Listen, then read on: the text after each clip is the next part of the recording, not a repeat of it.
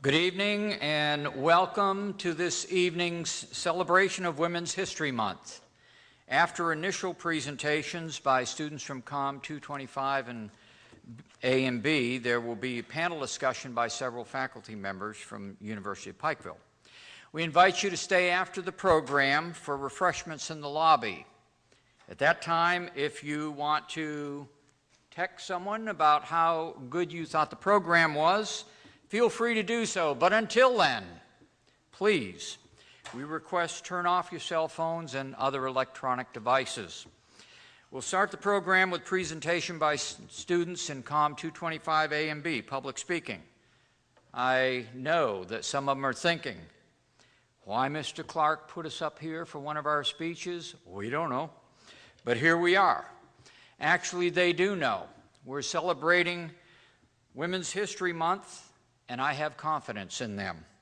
So please follow us on a brief trip, going back a ways from Deborah in the Old Testament to 1700s America to now. Thank you.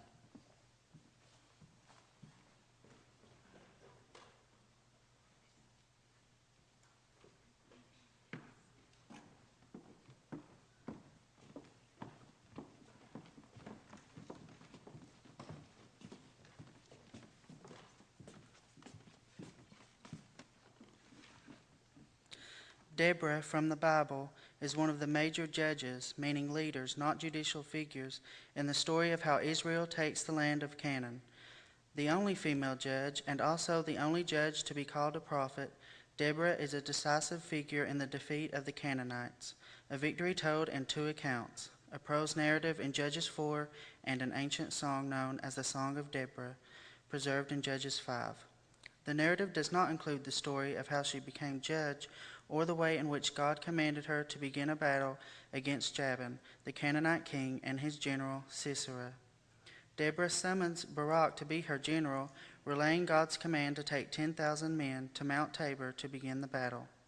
When he responds that he would go only if she will, she agrees to go, but informs him that he will get no glory from the victory, for the Lord will deliver General Sisera into the hand of a woman. Although she was an African slave, Phyllis Wheatley, born in 1753, was one of the best-known poets in pre-19th century America. Abolitionists used Phyllis as an example that blacks could be both artistic and intellectual. Her name was a household word among literate colonists, and her achievements a spark for a young anti-slavery movement. One of her poems is entitled On Being Brought from Africa to America. 'Twas mercy brought me from my pagan land, taught my benighted soul to understand that there's a God, that there's a Savior too. Once our redemption neither sought nor knew. Some view our sable race with scornful eye, their color is a diabolic dye. Remember, Christians, Negroes, black as Cain, may be refined and join the angelic train.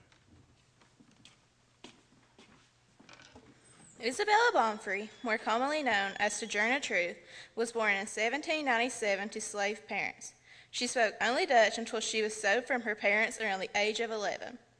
Because of her cruel treatment she suffered at the hands of her new master, she learned to speak English quickly, but would continue to speak with a Dutch accent for the rest of her life. She was sold several times and suffered many hardships under slavery.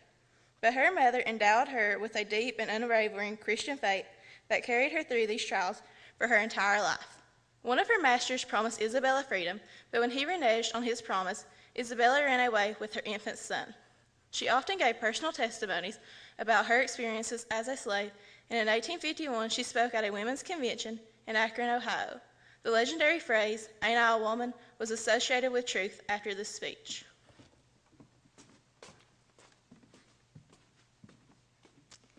Well, children, where there is so much racket, there must be something out to kilter. I think that twixt the Negro of the South and the women of the North, all talking about rights, the white men gonna be in a fix pretty soon. But what's all this here talking about? That man over there say that woman need to be helped in the carriages and lifted over ditches, and to be helped had the best place everywhere. Nobody ever helped me in the carriages or over mud puddles or gives me any best place. And ain't I a woman? Look at me. Look at my arm. I have plowed and planted and gathered into barns, and no man could head me. And ain't I a woman? I could work as much and eat as much as a man when I could get it, and bear de lash as well. And ain't I a woman? I have borne 13 children and seen 'em most all sold off to slavery. And when I cried out with my mother's grief, none but Jesus heard me. And ain't I a woman? Then they talks about this thing in the head. What's this they call it? Intellect. That's it, honey. What's that got to do with women's rights or Negroes' rights? If my cup won't hold but a pint and yours holds a quart, wouldn't you be mean not to let me have my little half measure full? Then that man in the black there, he say women can't have much rights as men because Christ want a woman. Where did your cross come from? Where did your cross come from? From God and a woman. Man had nothing to do with him. If the first woman God ever made was strong enough to turn the world upside down all alone, these women together ought to be able to turn it back and get it right side up again. And nowadays is asking to do it, and the men better let them. Bleeds to you if you're hearing on me, and now old soldier and I ain't got nothing more to say.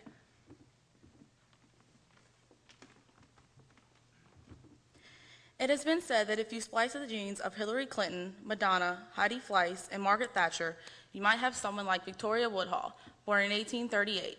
Steve Murray, in a Star-Telegram review on the 150th anniversary of her birth, said Victoria Claflin Woodhull was largely lost to history.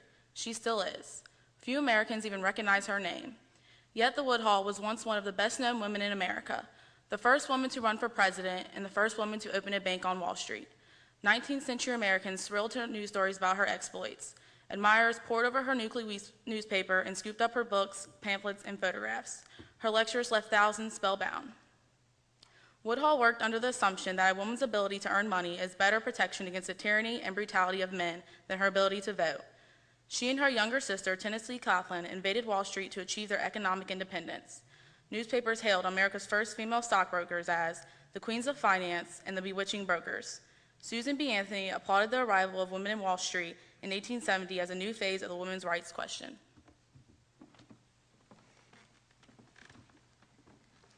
Irritated by her social freedom lectures, popular cartoonist Thomas Nast lampooned Woodhull as Mrs. Satan in a full-page engraving for Harper's Weekly.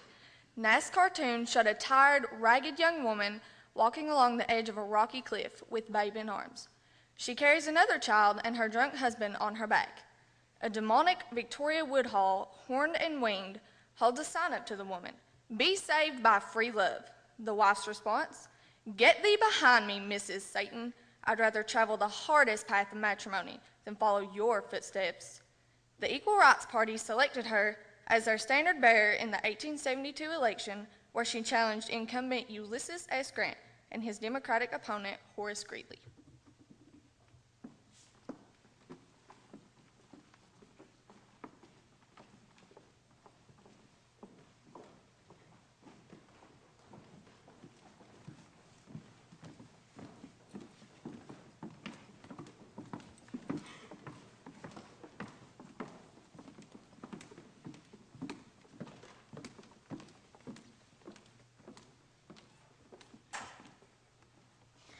Victoria Woodhull's newspaper published a caustic crusade against hypocrisy in high places. One story detailed the extramarital affairs of Reverend Henry Ward Beecher. Another focused on a licentious stockbroker, Luther Challis, who boasted about his conquests of innocent young girls. The scandal issue created a national sensation, but in an ironic twist, the first woman to run for president spent election eve behind bars. Reverend Beecher, Harriet Beecher Stowe's younger brother, was one of the nation's most prominent clergymen. His supporters retaliated quickly, and Woodhull and Claflin were arrested for using the U.S. mails to utter obscene publication in the Challis article. They spent weeks in various New York City jails and paid more bail, over $60,000 for an alleged misdemeanor, than Tammany Hall's corrupt boss Tweed, and faced charges related to the scandal issue for nearly 2 years. The sisters were found innocent on the obscenity counts in 1873 and innocent of libel in the Challis article in 1874.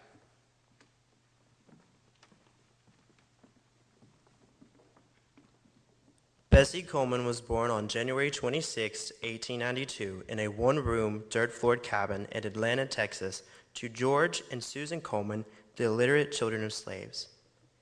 Education for Coleman was limited to 8 grades in a one-room schoolhouse that closed whenever the students were needed in the fields to help their families harvest cotton.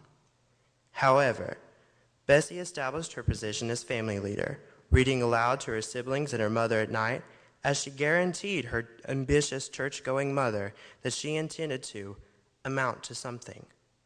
After completing school, she worked as a laundress and saved her pay until 1910 when she left for Oklahoma to attend Langston University. She left after 1 year when she ran out of money.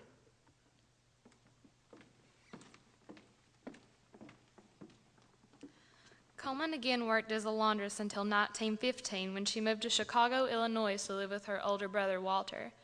Within months, she became a manicurist and moved to a place of her own, while continuing to seek, and finally, in 1920, to find a goal for her life, to become a pilot. And she refused to be slowed by racism. A friend told her that the French were not racist and were the world's leaders in aviation. Coleman left for France late in 1920. There she completed flight training at the best school in France and was awarded her Fédération Aéronautique Internationale, her international pilot's license, on June 15, 1921. She traveled Europe, gaining further flying experience so that she could perform in air shows. Bessie was the first African American to earn an international pilot's license, and she dazzled crowds with her stunts at air shows.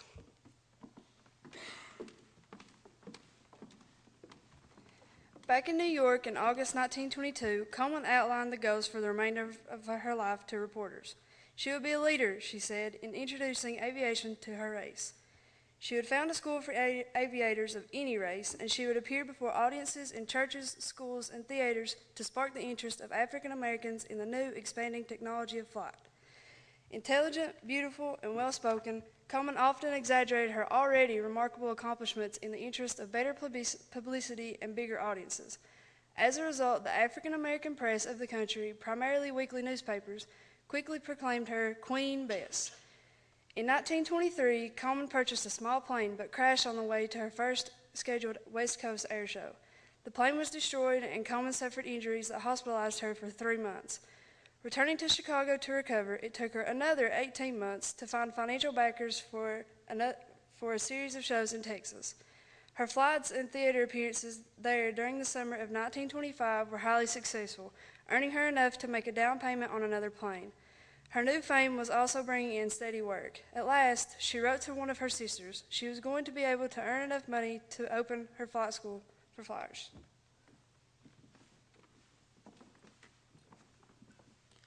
Coleman left to Orlando, Florida by train to give a benefit expedition for the Jacksonville Negro Welfare League, scheduled for May 1, 1926. Her pilot, William D. Wells, flew her plane into Orlando, but they had to make 3 forced landings because the plane was so worn and poorly maintained. On April 30, 1926, Willis piloted the plane on a trial flight while Coleman sat in the other cockpit to survey the area which she was to fly and parachute jump the next day. Her seatbelt was unattached because she had to lean out over the edge of the plane while picking the best sites for her program. At an altitude of 1,000 feet, the plane dived and then flipped over, throwing Coleman out. Moments later, wheels crashed and both were killed. Coleman had 3 memorial services in Jacksonville, Orlando, and Chicago. Thousands attended the one in Chicago. She was buried at Chicago's Lincoln Cemetery and gradually, over the years following her death, achieved recognition at last as a hero of early aviation. Dr. Maya Angelou, born in 1928, is one of the most renowned and influential voices of our time. Hailed as a global Renaissance woman, Dr. Angelou is a celebrated poet, memoirist, novelist, educator, dramatist, producer, actress, historian, filmmaker, and civil rights activist. Born in St. Louis, Missouri, Dr. Angelou was raised in St. Louis and Stamps, Arkansas. In Stamps, Dr. Angelou experienced the brutality of racial discrimination, but she also absorbed the unshakable faith and values of traditional African American family, community, and culture. Ella Jane Fitzgerald, singer, was born on April 25, 1917, in Newport News, Virginia. After a troubled childhood, including the death of her mother in 1932, Fitzgerald turned to singing and debuted at the Apollo Theater in 1934 at the age of only 17. She was discovered in an amateur contest in Harlem and joined Chick Webb's band and recorded several hits, one of the more noted ones, A Tisket, a Tasket. Fitzgerald is known as the First Lady of Song and was the most popular American female jazz singer for over 50 years. In her lifetime, she won 13 Grammy Awards and sold over 40 million albums. And now, we are going to just highlight a few more firsts among women before returning the rest of the program over to our panel. In 1650, Anne Bradstreet's book of poems, The 10th Muse Lately Sprung Up in America, was published in England, making her the first published American woman writer. Anne Catherine Hoof Green took over her late husband's printing and newspaper business in 1767, becoming the first American woman to run a print shop. The following year, she was named the official printer for the colony of Maryland. In 1866, Lucy Hobbs became the first woman to graduate from dental school, the Ohio College of Dental Surgery. In 1873, Ellen Swallow Richards, the first woman to be admitted to the Massachusetts Institute of Technology, earned her B.S. degree. She went on to become the first female professional chemist in the United States. Susanna Medora Salter became the first woman elected mayor of an American town in Argonia, Kansas, in 1887. On October 24, 1901, Annie Edison Taylor, a schoolteacher from Michigan, was the first person to go over Niagara Falls in a barrel. In 1932, Amelia Earhart was the first woman to fly solo across the Atlantic Ocean, traveling from Harbor Grace, Newfoundland to Ireland in approximately 15 hours. Also in 1932, Hattie Carway of Arkansas became the first woman elected to the U.S. Senate.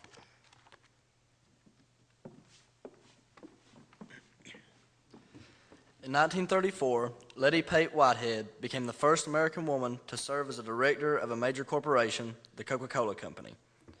In 1964, Margaret Chase Smith of Maine became the first woman nominated for President of the United States by a major political party at the Republican National Convention in San Francisco.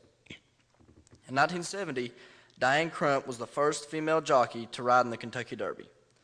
President Reagan appointed Sandra Day O'Connor to the Supreme Court in 1981, making her its first woman justice.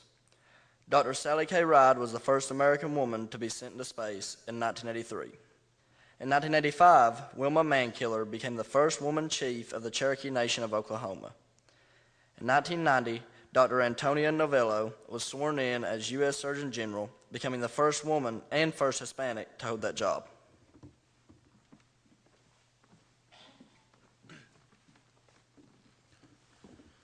Madeleine Albright was sworn in as U.S. Secretary of State in 1997.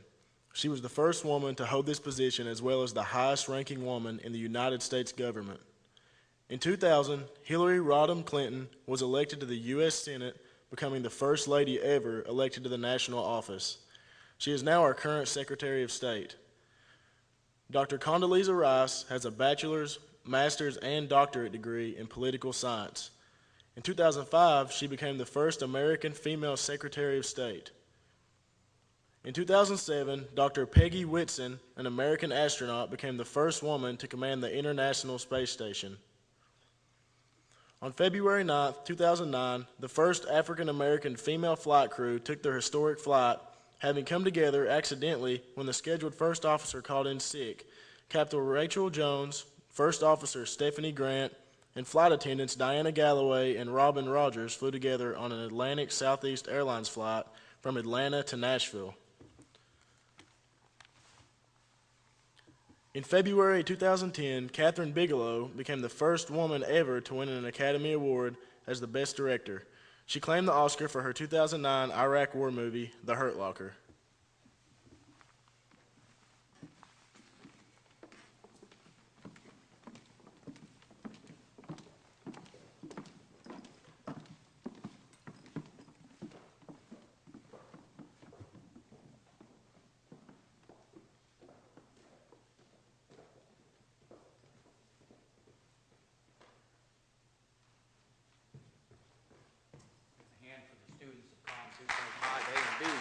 Thank you. They did well.